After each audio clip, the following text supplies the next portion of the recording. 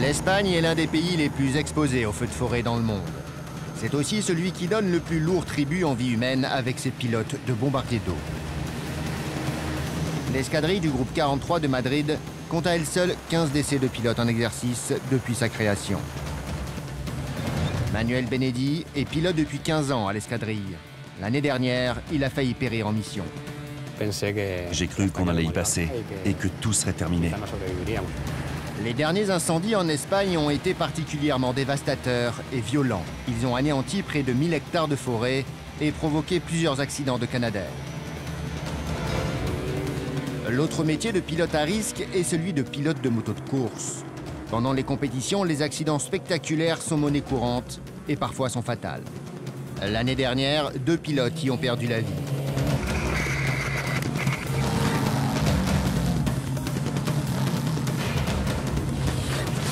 Mathieu Lagrive est pilote professionnel depuis 20 ans. Il y a quelques mois, il a subi 2 accidents graves, dont un en Asie, où il s'est cru mort. Je suis tombé à la tête la première à 240 km/h. J'ai été considéré comme mort pendant 5 minutes. Manuel et Mathieu sont 2 pilotes qui font leur métier par choix et passion. Bien conscients qu'ils font tous les 2 des métiers dangereux, ils en assument les risques.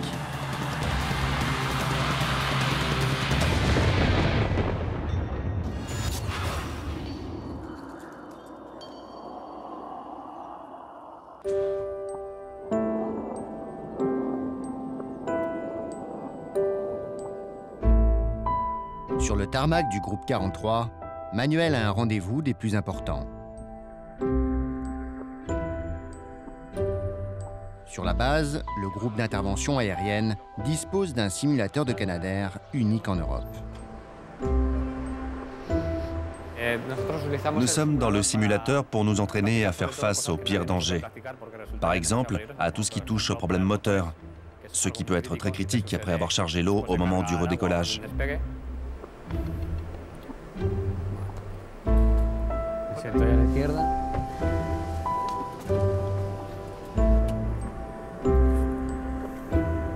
Pour Manuel, ces séances sont indispensables.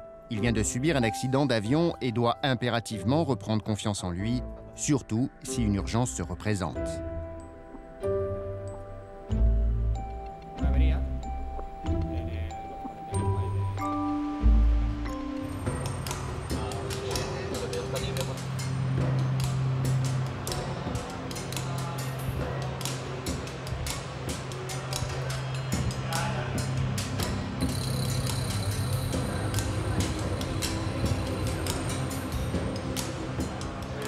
On va simuler une panne de moteur en arrivant près de l'incendie pour voir comment il réagit.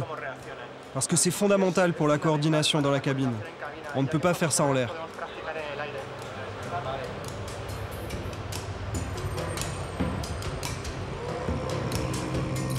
La situation de stress est réelle pour Manuel. S'il ne résout pas son problème, il n'aura pas l'autorisation de revoler.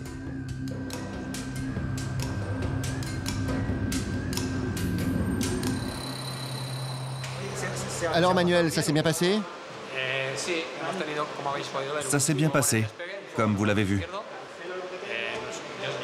On a eu un feu dans le moteur de gauche, mais le second pilote et le mécanicien ont appliqué la procédure nécessaire. On a déchargé l'eau en plein milieu d'un nuage de fumée.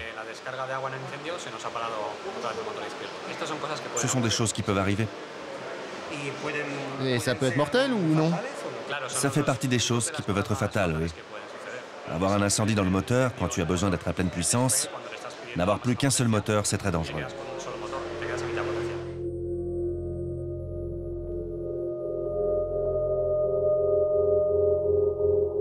Depuis sa création en 1976, le groupe 43 a déjà perdu trop de membres d'équipage. Pilote de Canadair est le métier de pilote d'avion le plus dangereux qui soit. En effet, il combine tous les risques. Le premier est le peu ou l'absence de visibilité due aux fumées épaisses provoquées par les incendies. Ensuite, il faut combiner ce manque de visibilité avec l'obligation de voler à très basse altitude. Risque indispensable pour larguer l'eau au plus près de la cible. Pour finir, il faut toute la dextérité des meilleurs pilotes pour amérir dans des endroits parfois extrêmement exigus. Dans ces conditions, les avions sont particulièrement exposés à un contact trop brutal avec le sol, l'eau ou même avec des fils à haute tension devenus invisibles à cause des conditions. Piloter une moto demande de bonnes connaissances générales.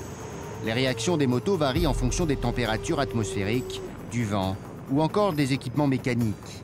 Un mauvais coup de frein ou un mauvais coup d'accélérateur et la chute est immédiate. Rares sont les courses moto qui ne comptabilisent pas leur lot de chutes impressionnantes. Heureusement, les circuits sont conçus pour éviter au maximum les dommages corporels aux pilotes. Mais les risques de se faire mal sont bien réels.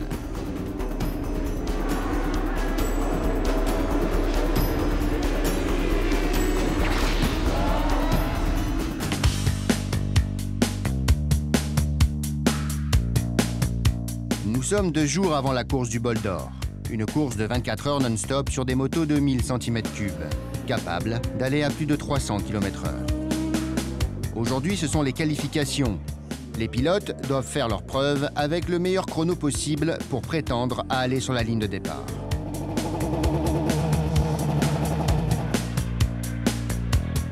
Parmi les pilotes, Mathieu Lagrive, 36 ans, un pilote expérimenté déjà vainqueur du Bol d'Or, mais qui sait que rien n'est jamais joué d'avance. La pression est particulièrement grande. Lui et ses équipiers ont subi plusieurs grosses chutes sur les dernières courses, dont certaines les ont menés à l'hôpital. Et aujourd'hui, les conditions météo peuvent venir troubler sa conduite. Il n'y a pas de danger, c'est juste les premiers tours, il va falloir justement faire un petit peu appréhender ce vent et voir les différences que ça peut nous engendrer sur le circuit, sur certains virages.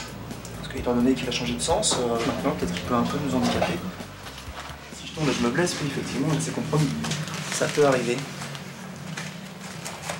Je vais au moins essayer de faire en sorte de faire les courses, même blessé. L'an passé, lors des précédentes éditions du Bol d'Or à Manicourt, je suis tombé le jeudi assez lourdement. J'ai fait casser pas une vertèbre, mais les apophyses. Ça a été assez conséquent. D'ailleurs, on va arrêter d'en parler. C'est des sujets que j'aime pas aborder. La chute. Mathieu rejoint maintenant le stand. Sur place, les autres pilotes sont déjà là.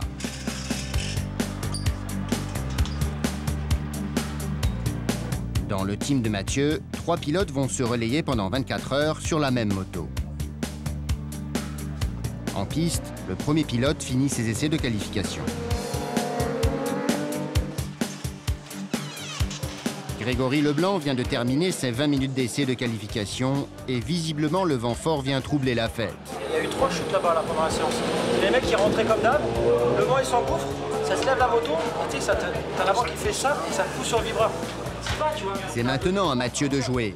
Vent ou pas vent, il faut non seulement que l'équipe se qualifie, mais qu'elle fasse le meilleur temps. Ça leur permettrait de se placer dans les premiers sur la ligne de départ.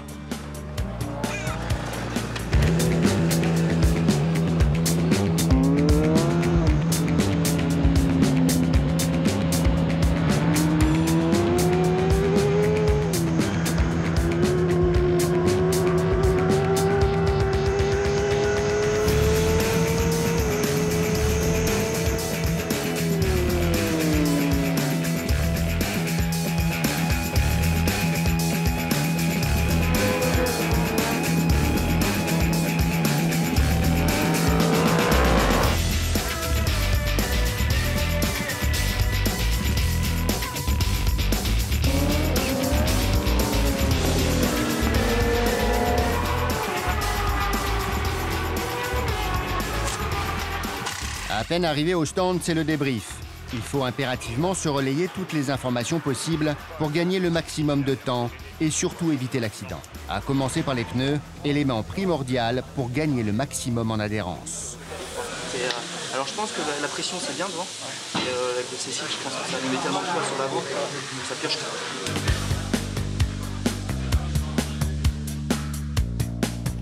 Mais la course du Bol d'Or, c'est aussi une course pendant toute la nuit. Et là encore, il faut des essais qualificatifs. Mathieu sait qu'il faut prendre en compte tous les éléments environnementaux, car le moindre détail peut être déterminant pour un bon chrono. Ben, l'enjeu c'est de pouvoir se caler par rapport à la nuit parce que la vision, la différence de température, on peut s'apercevoir que la température a baissé, donc les pneus ne vont pas fonctionner pareil, on ne va pas forcément utiliser les mêmes pneus. Et donc c'est tout plein de paramètres qu'il faut mettre en place avant la course.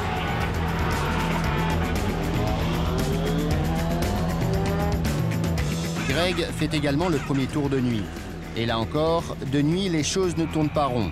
Les projecteurs installés la veille posent problème.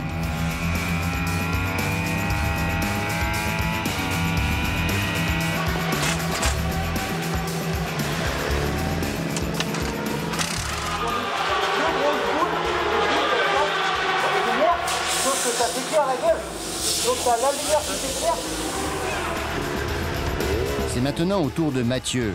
Il va devoir gérer les projecteurs mal réglés qui éblouissent les pilotes.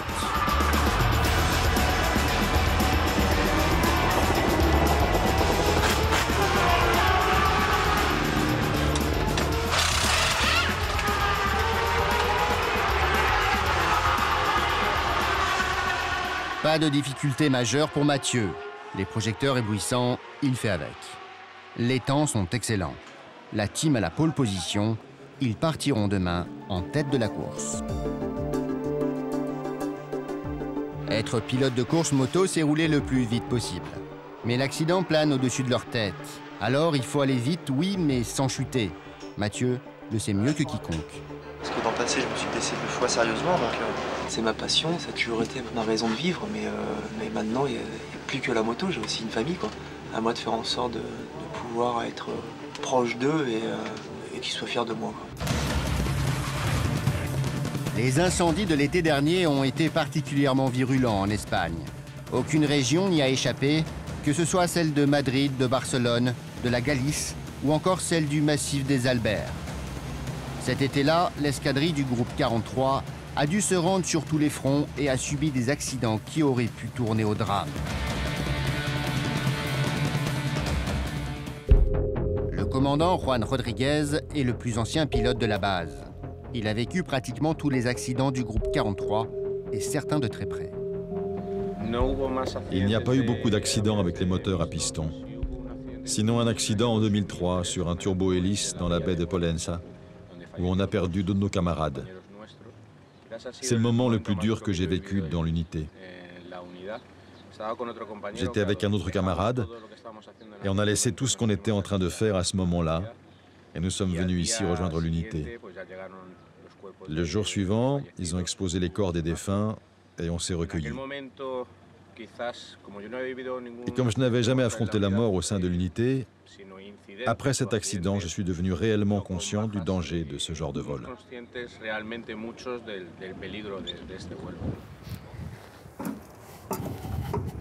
Manuel Benedi, lui aussi, a subi un accident en service. Il est passé à 2 doigts de la mort.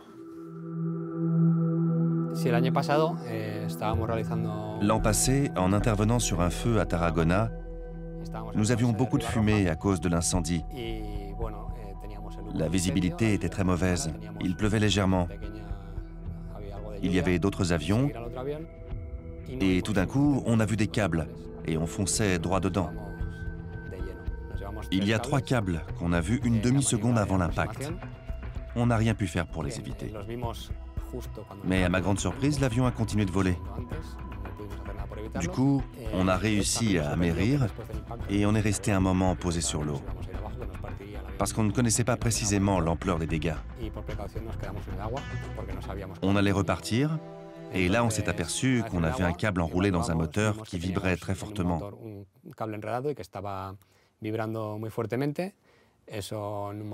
C'était très dangereux.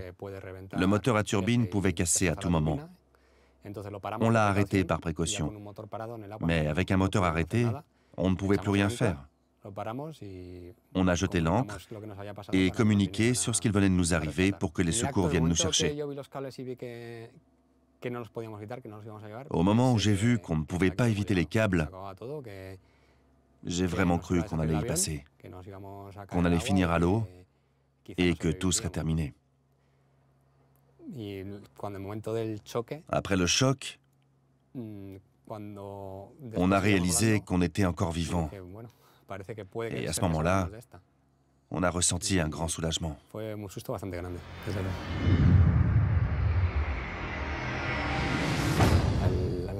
Notre mission, l'idée d'éteindre des incendies, c'est très réconfortant. C'est aussi une belle sensation. Et ces sensations sont la contrepartie d'un grand risque encouru. Nous volons très bas, dans de mauvaises conditions de visibilité, à cause de la fumée des incendies. Il y a des oiseaux, d'autres avions qui tentent d'éteindre l'incendie, il y a des câbles, donc la manière de charger l'eau est dangereuse. Ce n'est pas comme sur une piste où la tour de contrôle nous donne la puissance du vent, les obstacles. Là, c'est un contexte différent à chaque fois. La spécificité du Canadair est bien évidemment sa capacité à pomper de l'eau lors de son amérissage. Une manœuvre plus délicate qu'il n'y paraît.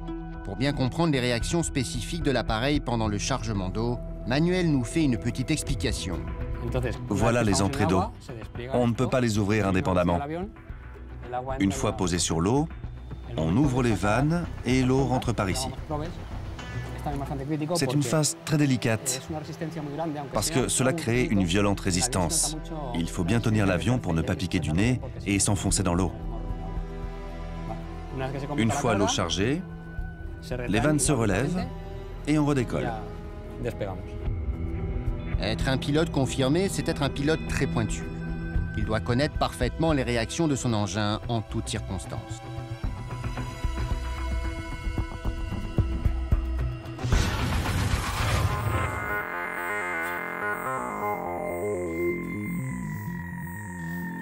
C'est le jour J. Le départ de la course est dans quelques minutes. 180 pilotes vont s'affronter pendant 24 heures avec des relais de 45 minutes. Il est temps pour Gilles Staffler, le manager de l'équipe, de donner les dernières consignes avant la course. 10 degrés. 10 degrés et entre 50 et 55 km/h de vent. À savoir qu'au départ de la course, on va souffler de travers, on va venir de là. Et au fur et à mesure, je vais avancer la nuit, on va venir comme ça, et on l'aura avancer fort. Les conditions sont plus mauvaises que prévu. Il va falloir redoubler de vigilance car le danger peut venir de partout. Oui, il va falloir se méfier du vent, mais surtout les gens qui sont beaucoup moins rapides que nous. Là, il faut faire très attention parce que bon, souvent, ils peuvent changer de trajectoire d'un seul coup au moment où tu es en train de les doubler. Et puis, c'est l'accrochage. Et dans l'équipe, l'accrochage, ils connaissent. Depuis le début de la saison, ils ont essuyé un grand nombre de chutes. Cette année, la chance ne leur a pas souri. Aujourd'hui, c'est leur dernier espoir de gagner un titre. L'année dernière, pendant les championnats du monde de Suzuka au Japon, Mathieu a subi un accident qui a bien failli tourner au drame. Il se considère aujourd'hui comme un miraculé. Je me suis réveillé, c'est sympa, le réveil était assez sympa parce que c'était tout blanc avec des infirmières japonaises habillées en blanc. Par contre, ça m'a un peu choqué parce que je me suis dit, si c'est un paradis avec que des Chinois, ça fait bizarre. Les chutes font partie du quotidien des pilotes moto. Ils savent qu'à un moment donné, ils n'y échapperont pas. À des allures de plus de 200 km/h, la moindre faute d'appréciation ne pardonne pas. Mauvaise prise de virage, pneus trop froids ou encore mauvais freinage. Et en quelques dixièmes de seconde, le pilote se retrouve à terre.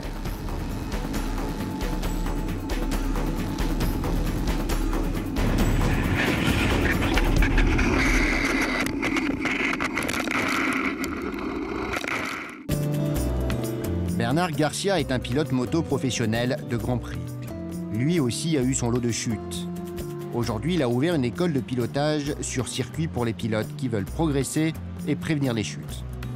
Quand il commence une session de coaching, tout le monde doit avoir une protection maximale. Alors d'abord, avoir une bonne combinaison, très important, protection dorsale, ça protège la colonne vertébrale. Les coques en plastique qui sont au niveau des genoux. Les bottes pareilles, c'est des bottes spécialement renforcées, articulées. Alors, casque, gants, c'est parti. Aujourd'hui, Bernard Garcia va s'occuper d'un pilote pas comme les autres, une femme. Je me prépare pour aller faire un coaching avec Bernard. Parce que je prépare le vol classique avec une grosse moto, mais je m'entraîne sur la petite. C'est plus facile. Ce sport, qui paraît exclusivement réservé aux hommes, semble attirer de plus en plus de femmes. Karine, en tant que véritable pilote féminin assumé, s'est équipée tout en rose. Ah là oui, là on a joué la moto de fille à fond. Comme ça je suis bien vue. Les garçons, font attention. Puis quand je double, bah, ils me aussi. Pour cette première séance de coaching, Bernard va suivre Karine. Je m'attends sous le vent. Il va en direct, grâce à un intercom relié aux deux casques, lui indiquer comment progresser sur sa conduite et où gagner de précieuses secondes en toute sécurité. Allez Karine, on y va. Voilà, vous venez lâcher les freins ici, le point de corde. Alors, on peut chauffer des pneus, mais toujours en étant sur la bonne trajectoire.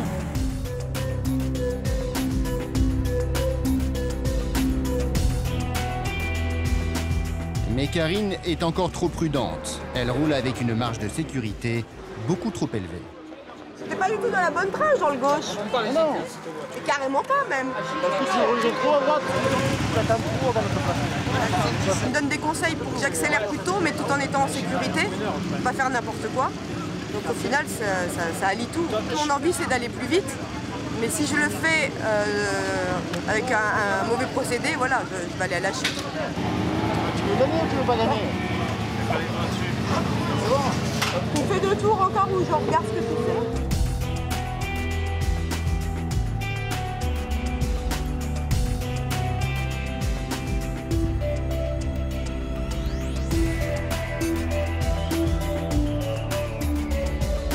Mais l'arme secrète de Bernard pour faire progresser encore plus ses stagiaires, c'est la caméra embarquée. Ça va vous permettre de rouler beaucoup plus vite et en toute sécurité. Après le coaching en direct, voici donc le débriefing vidéo. Grâce à ça, il peut expliquer tous les défauts de pilotage, de trajectoire ou de freinage. Qu'est-ce qui va se passer? Ça bouge. Oui. Et ça bouge. Eh oui, ça bouge. C'est pour ça que tu freines trop tôt. Oui. C'est pour ça que tu lâches les freins après. Et c'est pour ça que tu n'as pas calé tes pneus. Contrairement aux idées reçues, piloter à grande vitesse sur un circuit est beaucoup moins dangereux que piloter une moto sur la route. Ici, tout est fait pour ne pas se faire mal en cas de chute. Sur un circuit, il y a du dégagement, c'est fait exprès, on a l'équipement qu'il faut. Donc c'est vrai que les chutes sont beaucoup moins graves. Hein. Le plus dangereux, en fait, sur un circuit, c'est quand on chute et que le pilote derrière, il roule dessus. Au moment où Karine est en débriefing avec Bernard, sur la session suivante, c'est justement la chute. Une moto s'est faite percuter par une autre.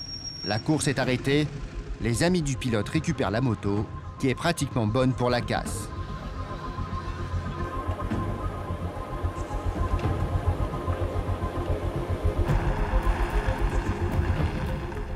On est à 2,80, on rentre dans une courbe, bah on est tout contracté, on est tout crispé, on s'attend à la chute. Donc, si on chute, ben, le corps est contracté, on se met en position, on roule, on boule, machin, on s'en sort bien. Début de service pour Manuel. Tous les matins, c'est briefing. Mais aujourd'hui, la réunion le concerne particulièrement.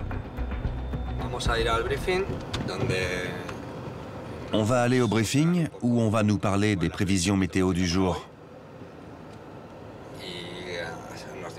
Ils vont nous donner le plan de vol. Il y aura un petit laïus pour revoir les procédures d'urgence. Je pense qu'on va pouvoir savoir où en est l'étude sur l'accident qu'on avait eu avec les câbles à Ribarora.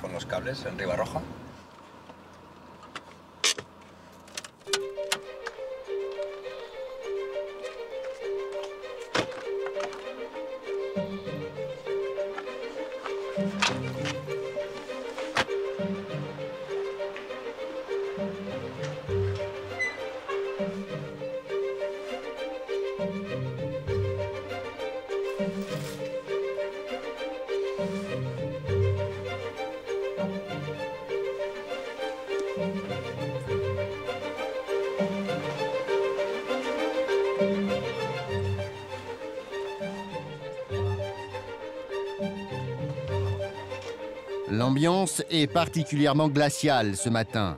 Parler d'accident rappelle à chacun qu'il peut survenir à tout moment et frapper n'importe qui.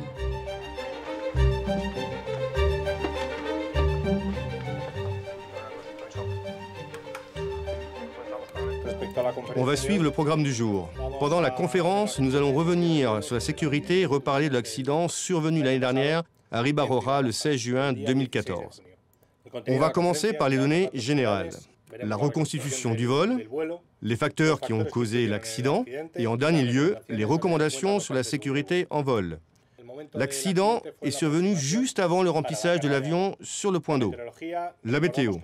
On se souvient que la visibilité était réduite par de petites averses locales et par la fumée dégagée par l'incendie. Et une chose fondamentale, la coordination entre avions. Il faut partager les informations sur la zone de chargement avec les autres aéronefs. Dans le cas de l'accident que nous avons étudié, si les équipages avaient partagé leurs informations, l'accident aurait été évité.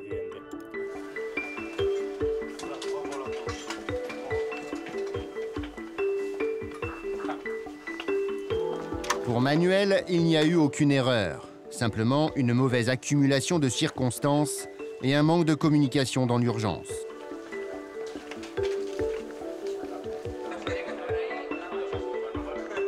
Aujourd'hui, Manuel va faire équipe avec Javier. Les deux hommes se connaissent bien et ils s'apprécient.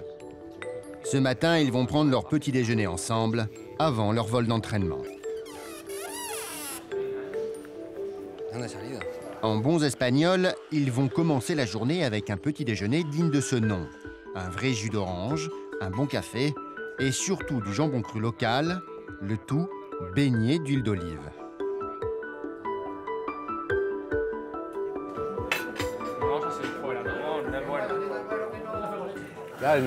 On se connaît depuis 5 ans et on est équipiers depuis 1 an. Ça fait de nous des amis. Ici, il n'y a aucun problème entre les uns et les autres. Nous sommes tous amis. Après le petit déjeuner, direction les vestiaires. Aujourd'hui, ils sont d'exercice. Chaque semaine, ils doivent piloter en réel les Canadair et exécuter toutes les manœuvres de largage d'eau.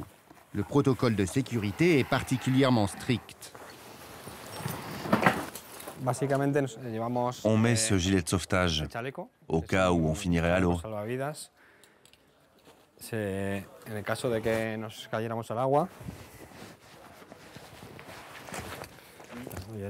Il faut l'ajuster. En tirant ici, le gilet se gonfle et ça nous permet de flotter.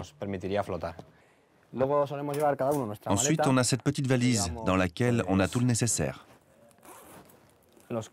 Les casques. Des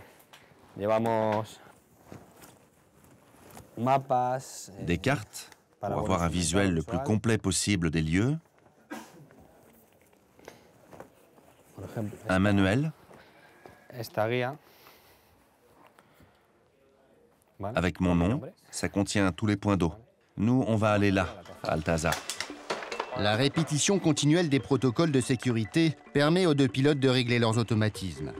Ainsi, ils n'ont plus aucun doute à avoir au moment de l'urgence.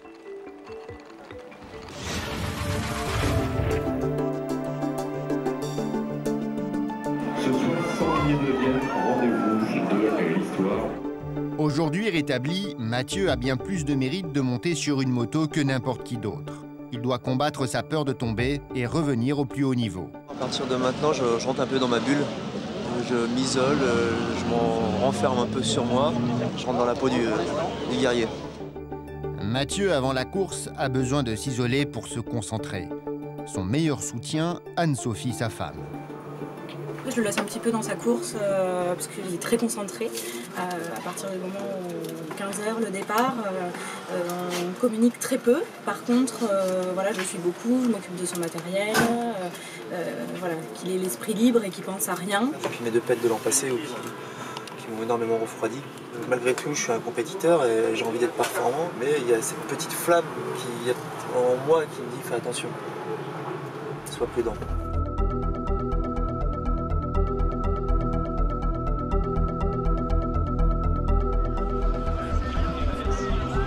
H-1. Pendant que les pilotes s'isolent pour se concentrer, sur la piste, c'est l'effervescence. 75 000 personnes sont de la fête et les spectacles d'avant-course sont lancés.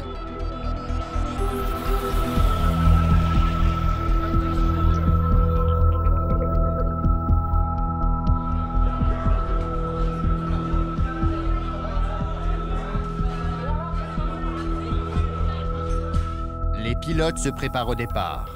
Ils doivent se mettre sur la piste. D'un côté, les motos en épi et eux de l'autre. C'est Greg qui fait le départ. Gilles, le manager, lui prépare la moto. Il est en première position.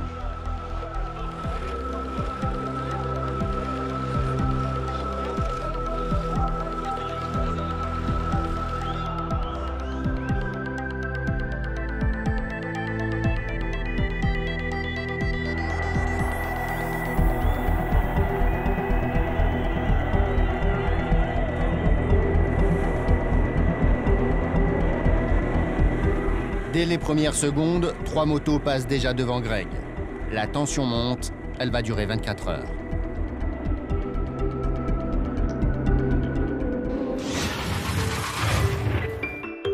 Gérer la pression du risque pour les pilotes est un quotidien. Et pour travailler le plus sereinement possible, ils se reposent sur les protocoles de sécurité et vérifient tous les détails avant chaque départ. Cette partie-là est très importante.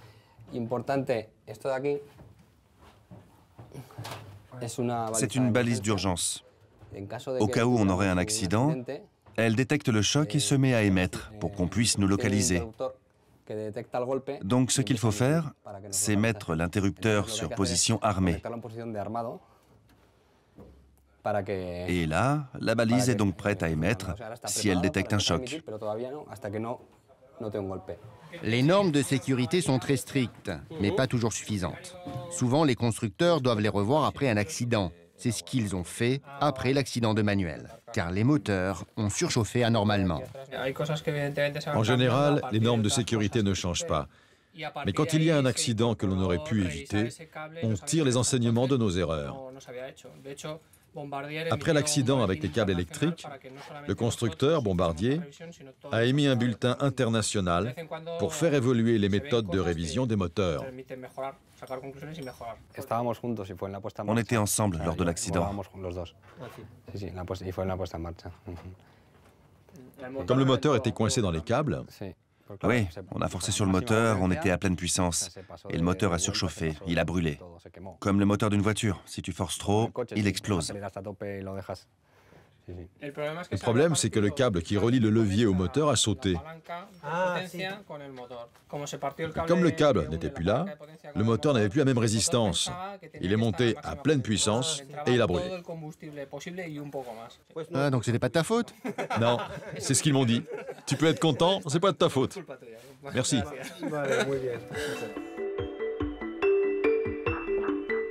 Le lac de El Atazar, où l'exercice va avoir lieu, est situé à une vingtaine de minutes de vol.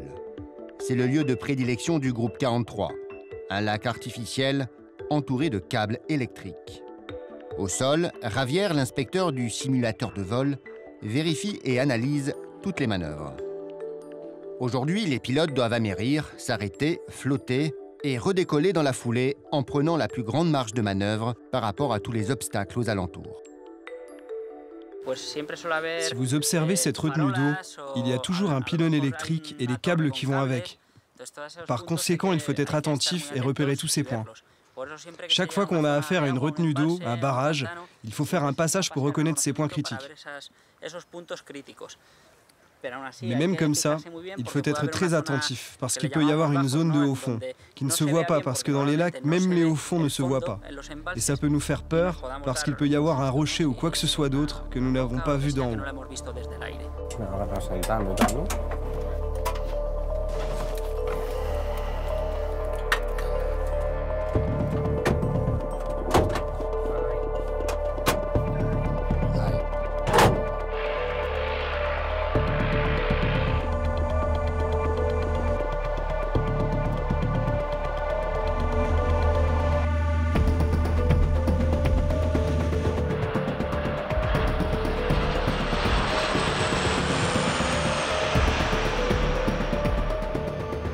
Rapport 3-3 de la tour.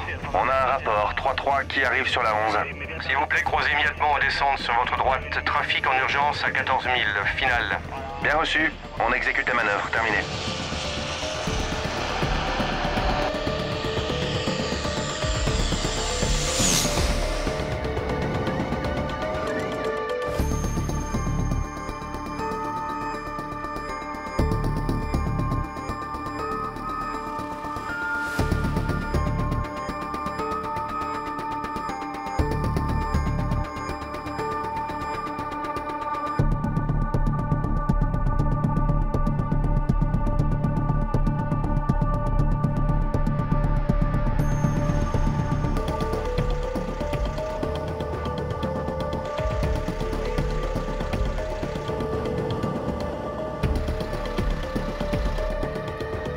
Après plus d'1 heure de vol, la tension se relâche pour les pilotes.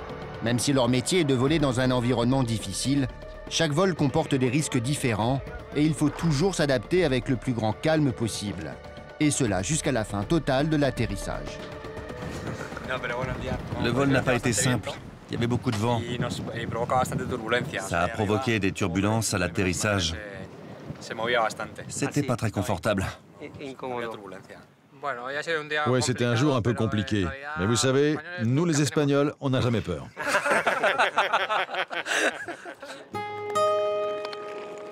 L'esprit des pilotes est de toujours garder une grande confiance et une grande solidarité. Il est aussi de se convaincre qu'ils font partie d'une élite, raison pour laquelle ils peuvent, eux, prendre plus de risques que les autres. Ils ont bien raison, car même si ces derniers sont maîtrisés au maximum, il faut un sacré courage pour en faire abstraction pendant les missions périlleuses.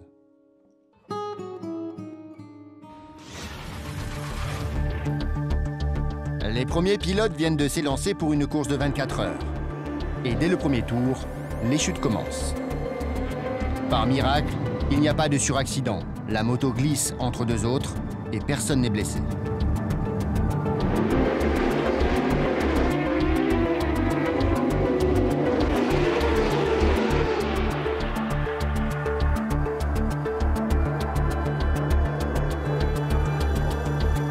Après 45 minutes de pilotage intense sur le circuit Paul Ricard, c'est au tour de Fabien Fauré de prendre le relais. Le prochain à prendre le guidon, c'est Mathieu. Il est hyper concentré car au dernier bol d'or, il a chuté pendant les qualifications et n'a pu prendre le départ de la course. Dans quelques minutes, il s'engage pour 24 heures de course. Il sait qu'il n'a pas le droit à la moindre erreur.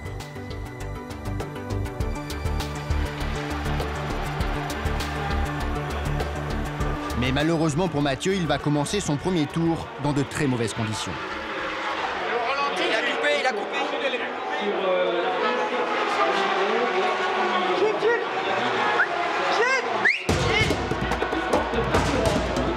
Fabien, pour ses derniers mètres, a un problème de carburant. Il est pratiquement à sec, la moto broute. Heureusement, il est sur le point d'arriver au stand, mais il perd un temps précieux.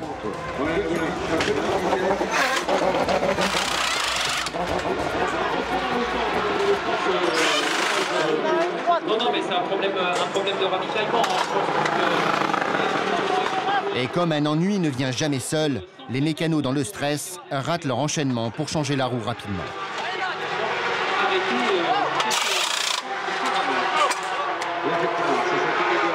Mathieu attaque son premier tour avec 5 places de retard sur le premier. Il est obligé de mettre plein gaz dès le début. Il faut impérativement remonter dans le classement. De son côté, Fabien est furieux. L'équipe a trop joué avec les limites techniques de la moto. Pour gagner du poids, elle a mis à peine ce qu'il fallait d'essence. La panne d'essence aurait pu leur faire perdre définitivement la course. Mais Mathieu est un pilote expérimenté et il remonte avec prudence dans le classement.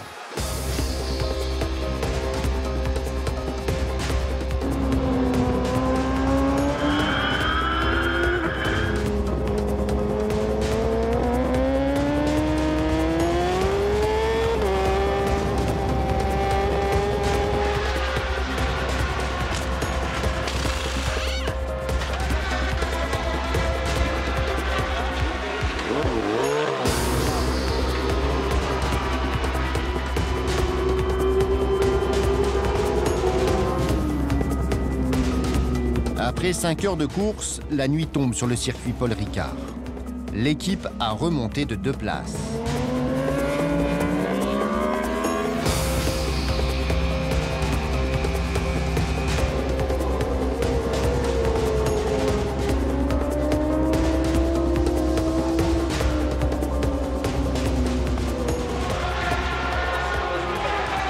On est troisième, toujours dans le rythme de devant.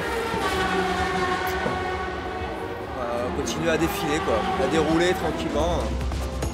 Mathieu a raison d'être prudent. Le vent est toujours de la partie et ce vent puissant du sud de la France fait des ravages. Les chutes sont nombreuses et à plusieurs reprises, la course doit être ralentie pour éviter les carambolages.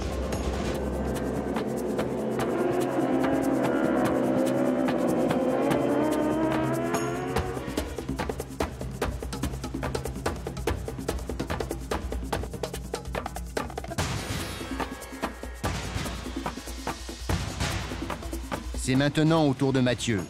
Il est toujours très concentré pour gérer le stress et s'enferme dans sa bulle.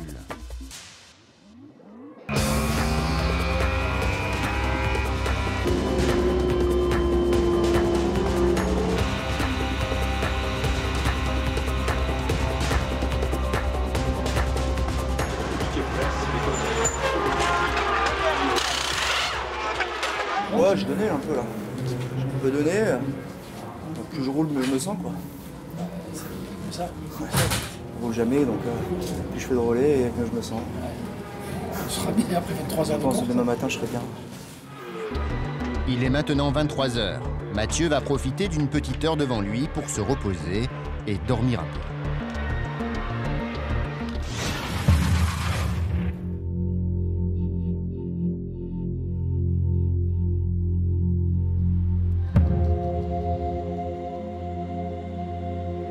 Aujourd'hui, Javier est de permanence. Il ne le sait pas encore, mais il va devoir piloter en situation réelle. On a un appel. Bonjour. Dites-moi. Un incendie à Valence. On arrive, ok. Bon, on doit y aller. Il y a un incendie à Valence.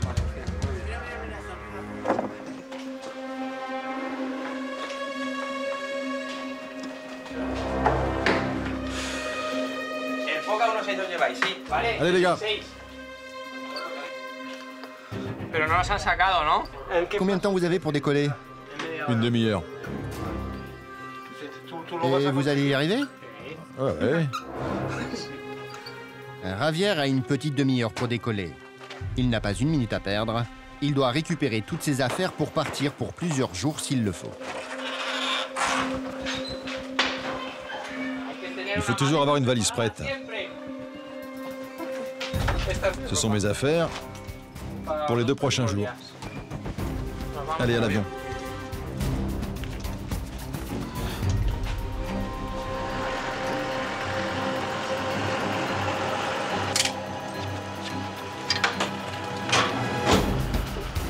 Il prend quelques secondes à peine pour vérifier l'avion.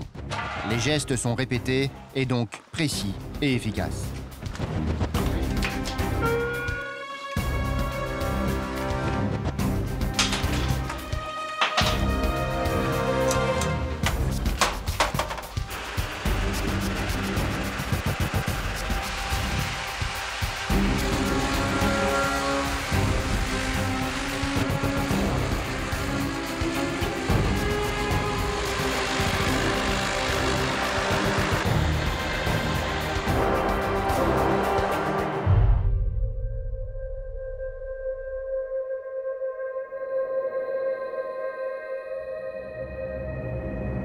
L'incendie est à une petite heure de vol.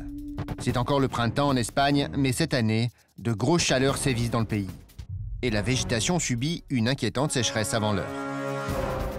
Javier doit se rendre à 500 km au sud de Madrid, près de San Miguel de Salinas. Sur place, les moyens locaux sont déjà en œuvre. Pompiers au sol, mais surtout 2 hélicoptères treuillant des sacs d'eau largables. 2 avions Air Tractor 802 font des piquets périlleux vers les foyers encore allumés. Mais cela ne suffit pas. Le risque de propagation est trop grand. Il faut les Canadair du groupe aérien 43 et leurs 500 litres d'eau. Javier et ses collègues sont les seuls capables de clouer sur place l'incendie.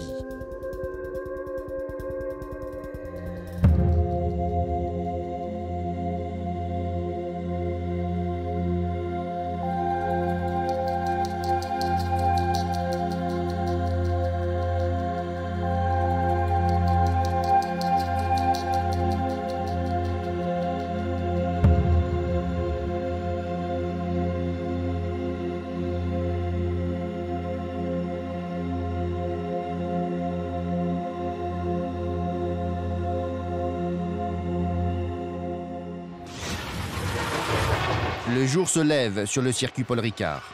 Cela fait 15 heures que les motos tournent non-stop et après une nuit entière à rouler, il y a eu de la casse.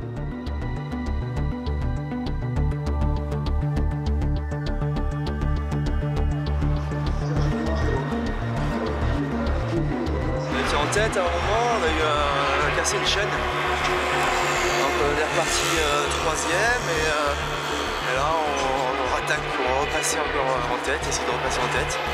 Avec très peu d'heures de sommeil, la fatigue commence à être lourde pour toute l'équipe. C'est dans ces moments-là que les sportifs de haut niveau font la différence. Mathieu connaît bien la chanson. Il est déjà triple champion du monde d'endurance.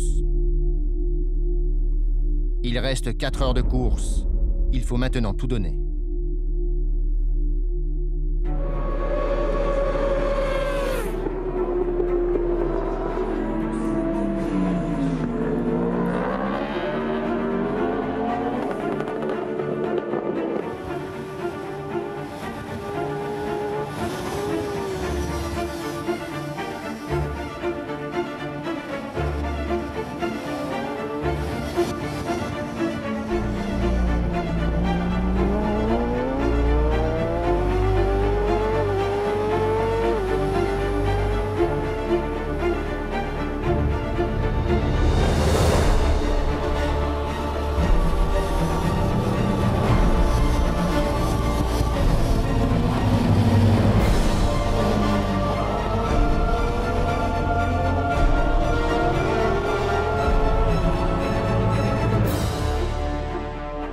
Nous sommes à quelques minutes de l'arrivée.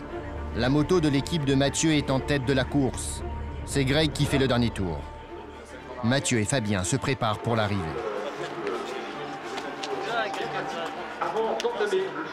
Ça, c'est le dernier quart d'heure. Si tout se passe bien,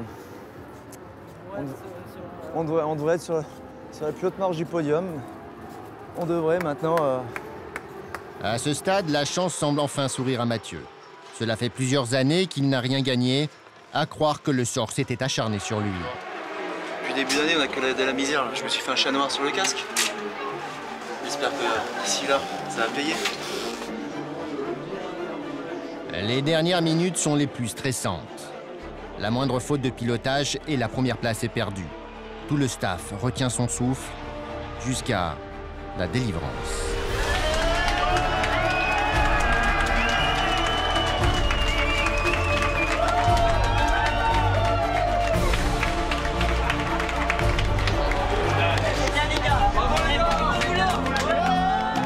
Bravo Mathieu!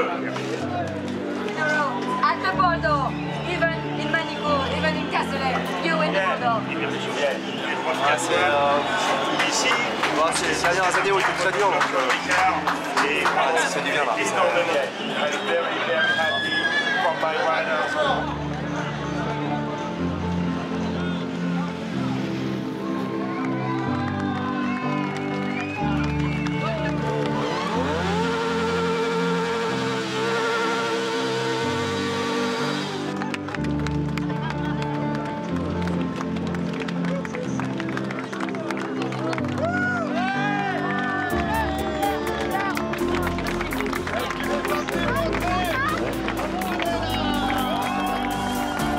Mathieu est récompensé de ses efforts, de ses sacrifices et de ses blessures. Un moment tant espéré qu'il savoure avec une joie immense. C'est beaucoup de sacrifices, c'est beaucoup de risques et beaucoup de remises en question. Et c'est pour ça que je pense que celle-là m'a énormément ému. Et malgré tout, avec la volonté et l'envie, il y a toujours cette flamme qu'elle a.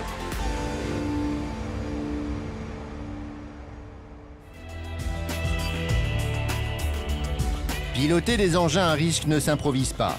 Il faut non seulement apprendre studieusement et avoir les compétences requises, mais il faut surtout faire ces métiers avec passion. Pour Manuel et Mathieu, c'est la seule façon d'appréhender les risques encourus.